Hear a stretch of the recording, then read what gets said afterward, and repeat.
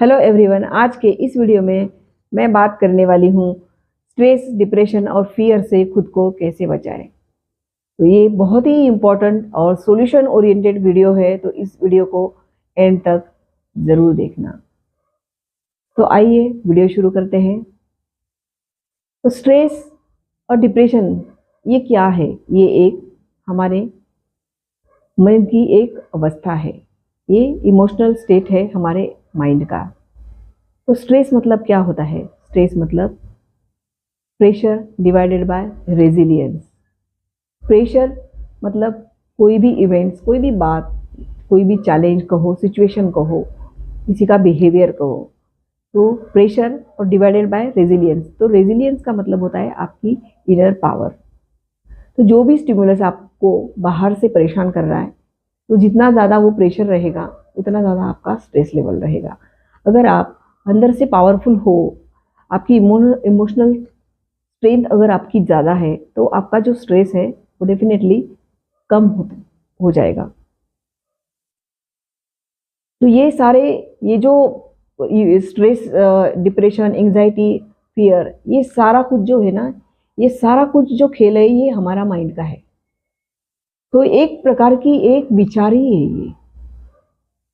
तो सिंपल सा हमें एक तरीका अपनाना है, वो है कि कोई भी ऐसा विचार आपके अंदर आ रहा है जो आपको मन को परेशान कर रहा है, आपके मन को अशांत कर रहा है, तो जाकर उस मन को देखो, उस विचारों को देखो, और इमीडिएटली अगर कोई निगेटिव थॉट आ रहा है, आपको परेशान कर रहा है, तो वो निगेटिवली उस थॉट को रिमूव कर दो,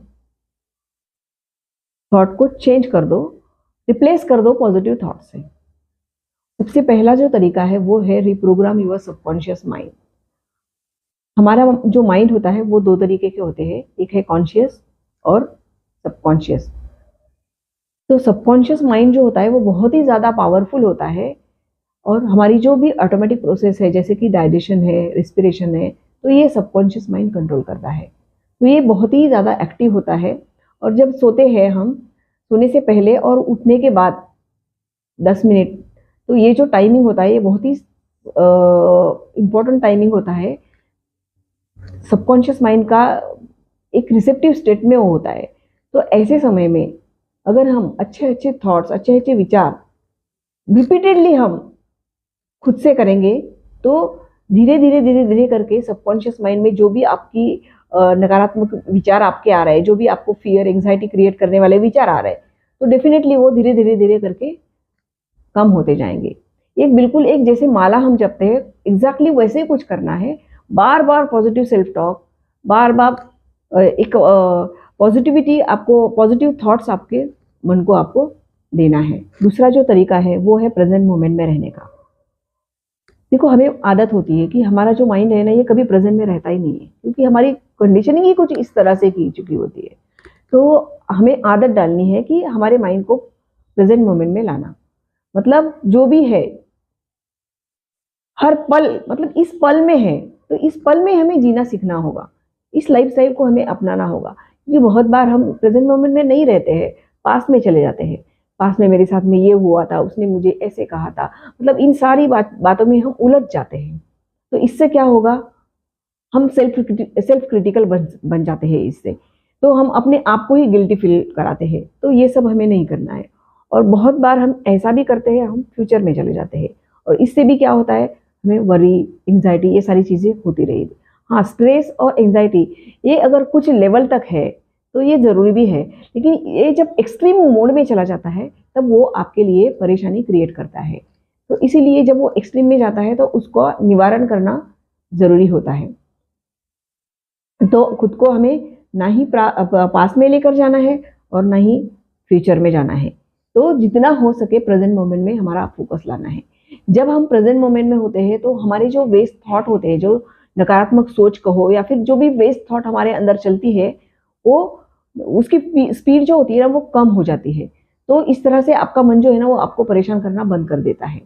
तो मेंटल पीस कहीं ना कहीं आपको एक्सपीरियंस होने लगती है। इसीलिए हमें पास्ट में, तो पास्ट के बारे में और फ्यूचर के बारे में सोचो ही मत। तो अभी जितना हो सके उतना आप प्रेजेंट मोमेंट में रहो। तीसरा तरीका है, आपकी जो लाइफस्टाइल है उसमें हमें बदलाव लाने की आवश्यकता है। जितना हो सके आप नेचर के साथ कांटेक्ट करिए, वॉक पर चले जाइए हाफ एन आवर, और मॉर्निंग में जल्दी उठ करके थोड़ा सा एक्सरसाइज कर लेना, फिर थोड़ा सा प्राणायाम वगैरह कर लेना, डीप ब्रीदिंग एक्सरसाइज आप कर लेना, और हेल्दी डाइट को आपको फॉलो करना है, अपनी बॉडी को हाइड्रेटेड रखना है, डीप ब्रीदिंग की एक्सरसाइज करनी है।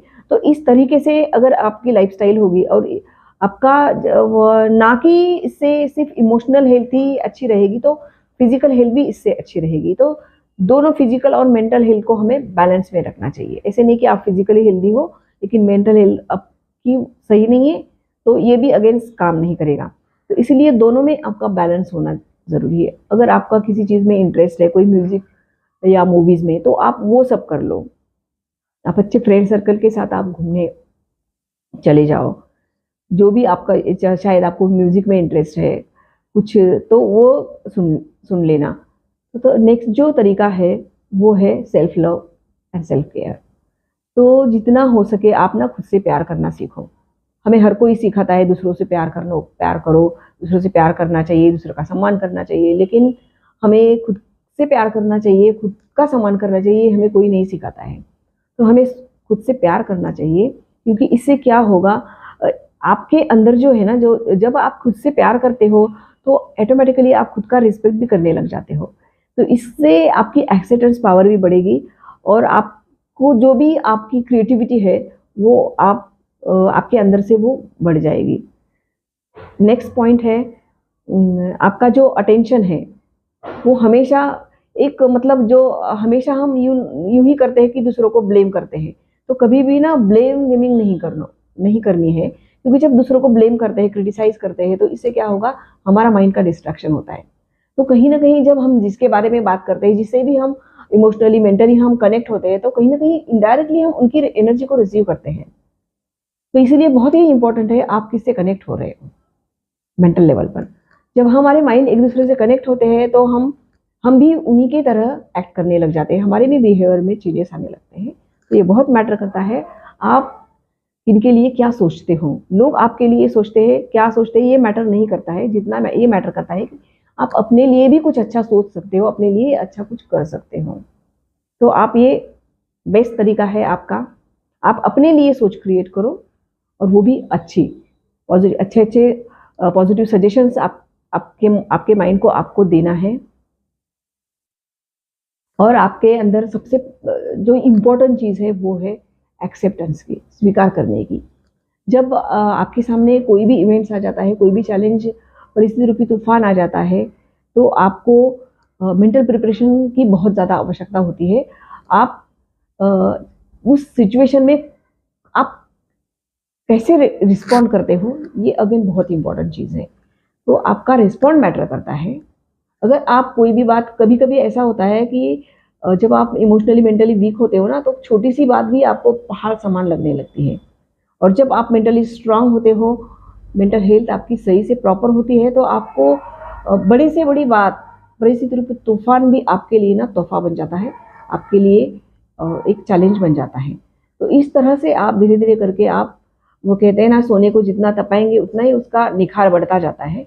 तो कुछ इस तरह से जितना भी आपके जीवन में संघर्ष आएगा, उतना ही आप अंदर से ग्रो कर पाओगे।